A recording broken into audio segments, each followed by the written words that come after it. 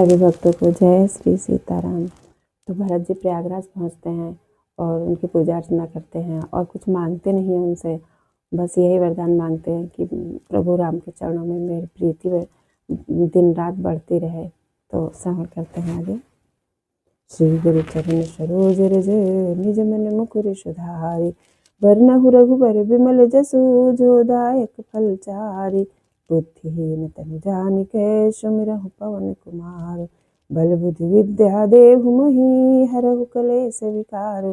सियावर राम जय जय राम, सियावर राम जय जय राम, सियावर राम जय जय राम। अर्थ न धर्म न काम रुचि गति न चाहूँ निर्वाण, जन्म जन्म रति राम पद यह वरदान नहान। सियावर राम जय जय राम। मुझे ना अर्थ की रुचि इच्छा है, ना धर्म की, ना काम की और ना मोक्ष ही चाहता हूँ। जन्म जन्म में मेरा श्री रामचंद्र के चरणों में प्रेम हो, बस यही वरदान मांगता हूँ, दूसरा कुछ नहीं। जानहु राम कुटिल कर मोही, लोग कहूँ गुरु साहिब द्रोही। सीता राम चरण रति मोरे, अनुदिन बढ़ाऊं अनुग्रह तोरे। स्वयं श्री रामचंद्र जी भले ही मुझे कुटिल समझे, लोग मुझे गुरु द्रोही तथा स्वामी द्रोही भले ही कहे, पर श्री सीताराम जी के चरणों में मेरा प्रेम आपकी कृपा से दिन दिन बढ़ता ही रहे। जलधु जन्म भरी सुरति विसारूं, जातक जलूप विपाहन डारूं। अचातक रटनी घटे घटी जाई, बढ़े प्रेम सब भांति भलाई। मेघ चाहे जन्म भर चातक की सुधि भुला दे, और जल मांगने पर वो चाहे वज्र और पत्थर ओले ही गिरावे।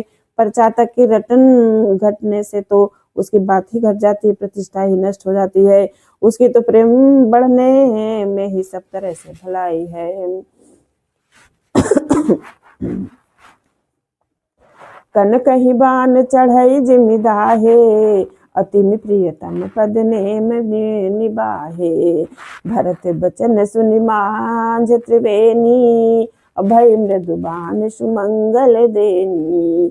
जैसे तपाने से सोने पर आग चमक आ जाती है, वैसे ही प्रियतम के चरणों में प्रेम का नियम निभाने से प्रेमी सेवक का गौरव बढ़ जाता है। भरत जी के वचन सुनकर 20 त्रिवेणी में से सुंदर मंगल देने वाली कोमल वाणी हुई। तात भरत तुम सब विधि साधु, राम चरण अनुराग अगाधु।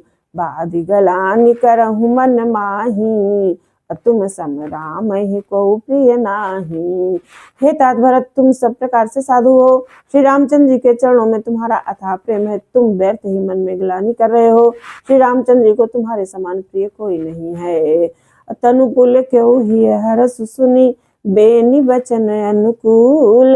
भरत धन्य कही धन्य सुर, हर्षित बरसहि फूल। सियावर राम जय जय राम।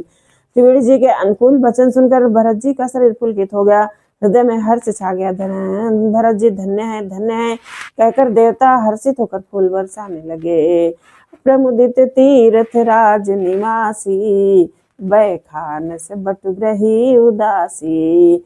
कहीं परस्पर मिली 10 पांचा, भरत स्नेहु शील सुचि सांचा। तीर्थराज प्रयाग में रहने वाले वानप्रस्थ ब्रह्मचारी गृहस्थ और उदासीन सन्यासी सब बहुत ही आनंदित हैं, और 10-5 मिलकर आपस में कहते हैं कि भरत जी का प्रेम और शील पवित्र और सच्चा है। सुनत राम गुण ग्राम सुहाए, भरद्वाज मुनि बर पहियाए। दंड प्रणाम के करत मुनि देखे, मूरत मंद भाग्य निज लेखे। श्री रामचंद्र जी के सुंदर गुण समूह को सुनते हुए मुनि श्रेष्ठ भरद्वाज जी के पास आए। मुनि ने भरत जी को दंडवत प्रणाम करते देखा, उन्हें अपना मूर्तिमान सौभाग्य समझा। धाई उठाई लायुर लीन है, दीन है आशीष कृतार्थ कीन है। आसन दीन नाई सिर बैठे, चाहते सकुच ग्रह जनु भज बैठे। उन्होंने दौड़कर भरत जी को उठाकर हृदय से लगा लिया और आशीर्वाद देकर कृतार्थ किया। मुनि ने उन्हें आसन दिया। वे सिर नवाकर इस तरह बैठ गए मानो भागकर संकोच के घर में घुस जाना चाहते हैं।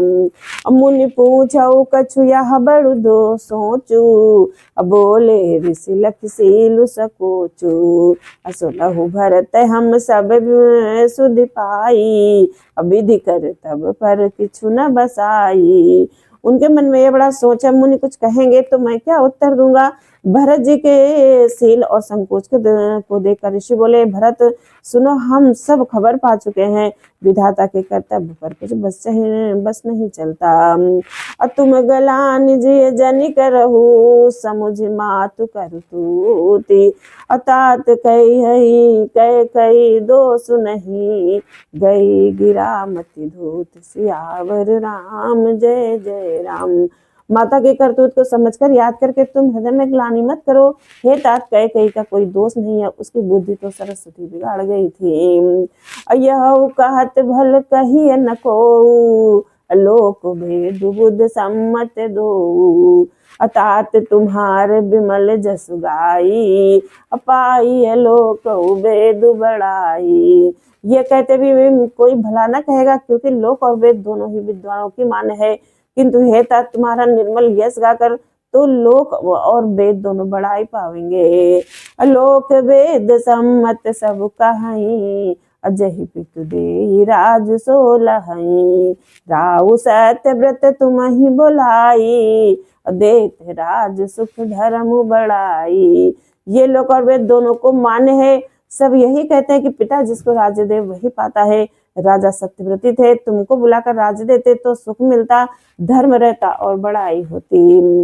और राम गवन बन अनर्थ मूला, जो सुनि सकल विश्व भय सूला। शोभावी बस रानी अयानी, अकरि पुचालियंतहु पछितानी। सारे अनर्थ की जड़ तो श्री रामचंद्र जी का वनगमन है, जिसे सुनकर समस्त संसार को पीड़ा हुई। वो श्री राम का वनगमन भी भावी वश हुआ बेसमझ। रानी तो भावी वश को चाल करके अंत में पछताई। अतः तुम्हारे अलप अपराधु, कहे सो अधम अयान असाधु। करते हो राज तुम ही न दोषु, राम ही होत सुनत संतोषु। उसमें भी तुम्हारा कोई तनिक सा भी अपराध कहे तो वो अधम, अज्ञानी और असाधु है। यदि तुम राज्य करते तो भी तुम्हें दोष ना होता। सुनकर श्री रामचंद्र जी तो संतोष ही होता। अब अति कीन हूँ भरत भल तुम ही उचित मते हूँ।